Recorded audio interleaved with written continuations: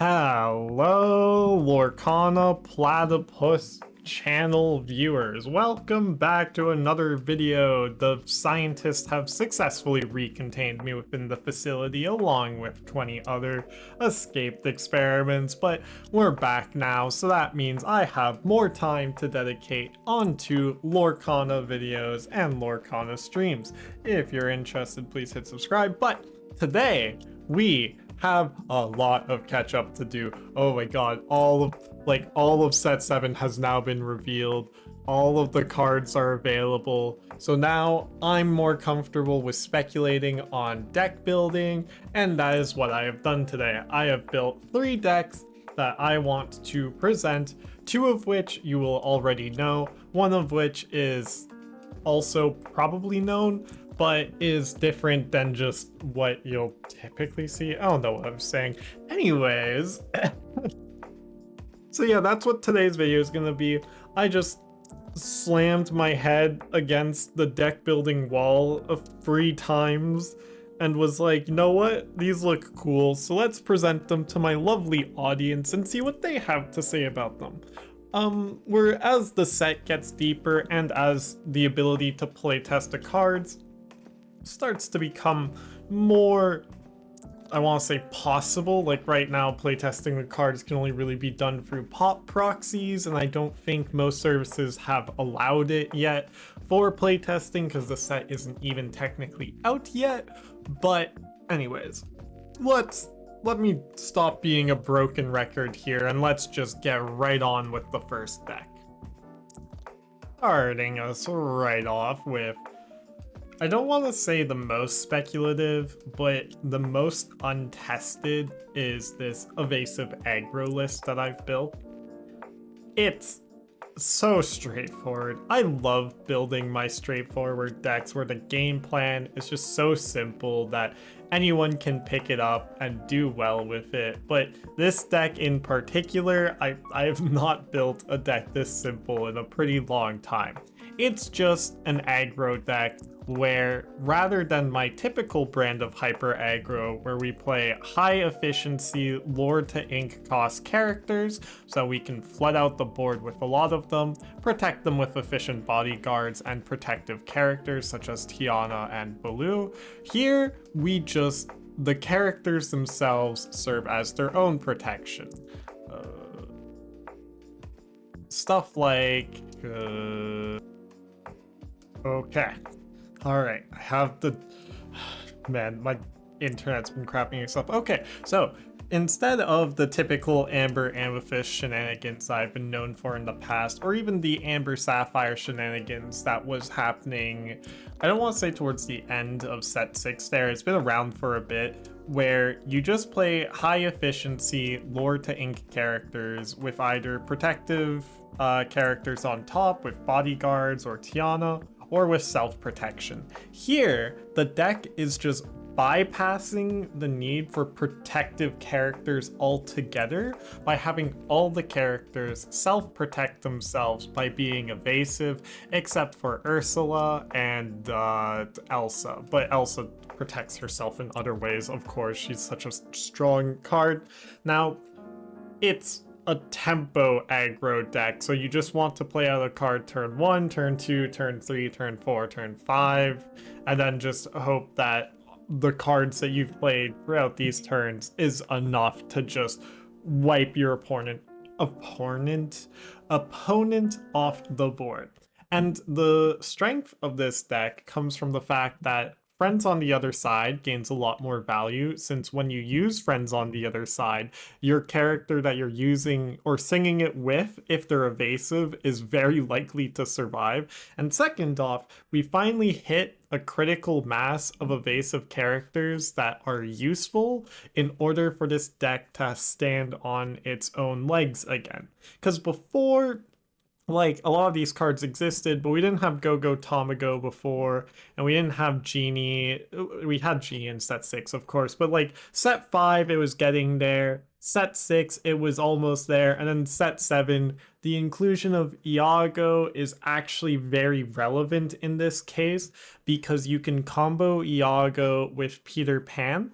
Now, I do imagine that Emerald Amethyst will stay good, and this is probably not going to be the version of Emerald Amethyst that is good, but this combo of Peter Pan into Iago turn 4 is actually very strong because you get to take full advantage of a 4-6 without his downside taking effect until at least your opponent's next turn, which is the Vanish. And Vanish is a very big downside, but if you can have him stick, he's often going to be the character that slows down the game in your favor, as well as having the Elsa plus Elsa shift line. Having Elsa rush out, kill a character, and then shifting out into Elsa Spirit of Winter turn 6 can also just sort of win you the game on the spot, just for your opponent being overwhelmed. And if by chance you find yourself in a more grindy matchup where you actually need quite a few cards, congratulations, we now have Diablo. I didn't do the shift Diablo line, and once again, no play testing. I don't think having every single character except for Ursula being evasive is actually the correct route to go with this deck. I do feel as if I would need to borrow more from the lessons of previous Emerald Amethyst builds and build upon it and just include some of the new strong cards in Iago and stuff like that. But this is aggro evasive, so yeah. All right, but that's this deck, the simplest deck to talk about. You play evasive characters and you turn right with them every turn that you can. You can finish off the game with Go Go Tamago, and then you have some flexibility in challenging your opponent's characters with stuff like Diablo and Sir Hiss. Okay, next deck. Next up, we've got Puppies with Rapunzel. Now, I've said Puppies with Rapunzel because Puppies without Rapunzel is also very good. I'm just doing the Rapunzel build because this deck suffers from a bit of a card draw issue. And there's a few ways around it. Once again, no play testing, all speculation. We aren't working with the most surefire information here, but solving this deck's ability for card draw is probably pretty simple because there are actually cards you can run for it if you do some shenanigans adjusting things. My puppy's build is a little unique in that I have two copies of Zero to Hero here, and then I've included the Cogsworth. Cogsworth just is very useful when you're trying to go wide and go tempo with a board, and he's a very strong blue character, as well as the fact that Zero to Hero is very valuable here since you can sing it with one of the puppies and try to tempo out something like Pongo way early on, which is a big deal because Pongo can generate you quite a bit of character advantage really quickly.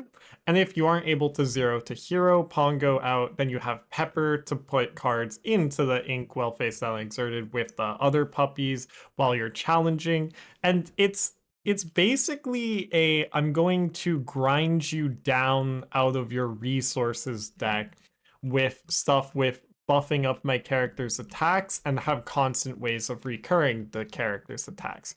There's a few cards that are speculative here. We have obviously the 6 cost Perdita. She could be very good. I just wasn't quite able to include her, although I didn't realize I had cut a lot of my uninkable count here. So Perdita actually becomes useful again. So let's just go 1, 2, 3, 4. 1, 2, 3, 4. Because having 4 of Perdita when you have this many puppies and 2 cost characters is just useful, right?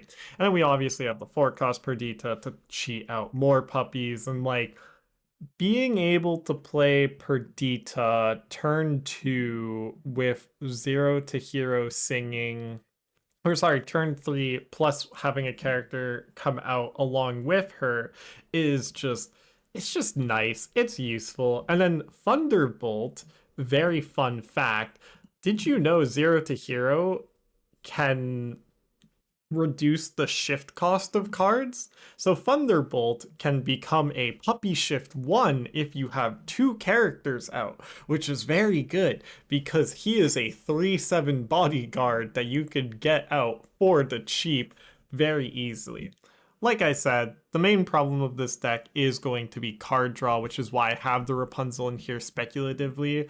Lucky can try and get you above this sort of card draw hump, but if your opponent targets him down correctly, then it's a little tricky. But Perdita and Lucky and all of these things can just sort of give you a unending snowball, and you're just sort of left with a horde of puppies that will win you the game. There are some cards that I haven't included here. Let's get into it. Lucky, once again, I don't I don't know. My original build of this deck had way more uninkables. I don't know what uninkable I cut because now I can even include Lucky, which is useful. So let's just cut some more puppies here and include this puppy.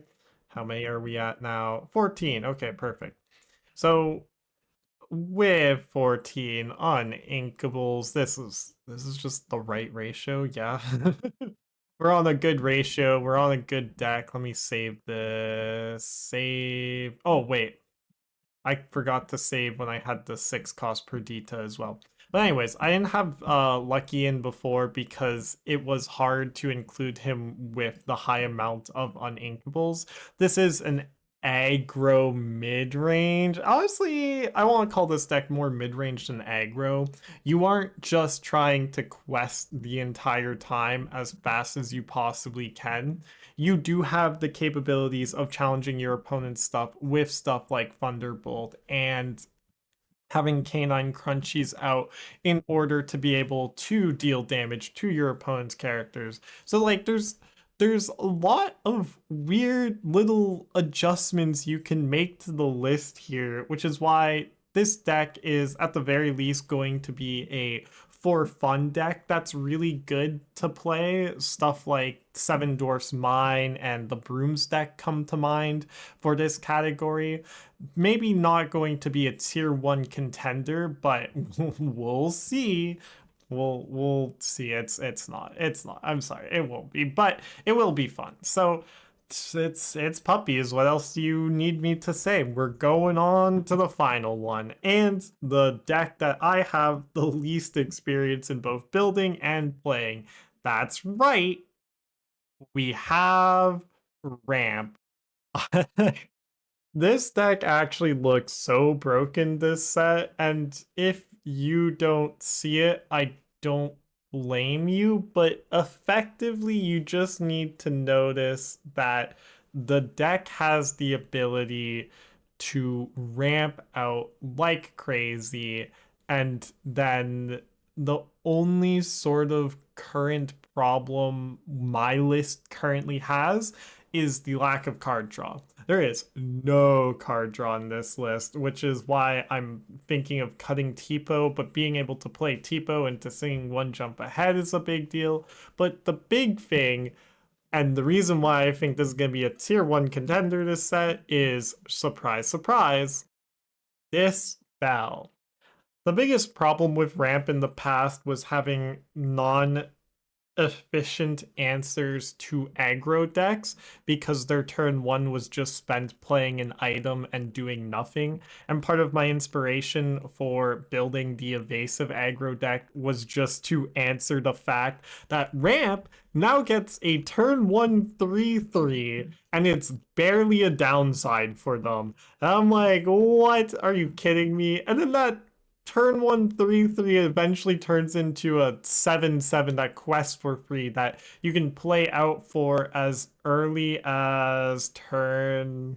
So play turn 1, sing 1 jump ahead turn 2. Turn 3, you can play her as early as turn 3 if you have the absolute nuts. Will it be the best thing to do? Maybe not, but I've just thrown in the Maui Half Shark and Goofy challenge package with like the Be Prepared and A Pirate's Life. Then we have the How Far I'll Go and 1 Jumps Ahead, of course, but I'm debating against how far I'll go currently. But regardless, like this, it's a complicated deck in order to refine a list for. There are so many different cards you need to consider and think about what their placement in the deck is, what their purpose is, what they're doing, etc., etc. So this deck is definitely going to be top tier. It's been top tier for a while now, and the inclusion of this Bell to give it a nice time into aggro or hyper aggro matchups has been a big boon for all ramp decks, like not even strictly Ruby Sapphire, like Ruby Amethyst, Ruby Amethyst didn't need it. Blurple doesn't really need the turn 1/3/3. It already has a lot of crazy stuff it can do, but you get my point.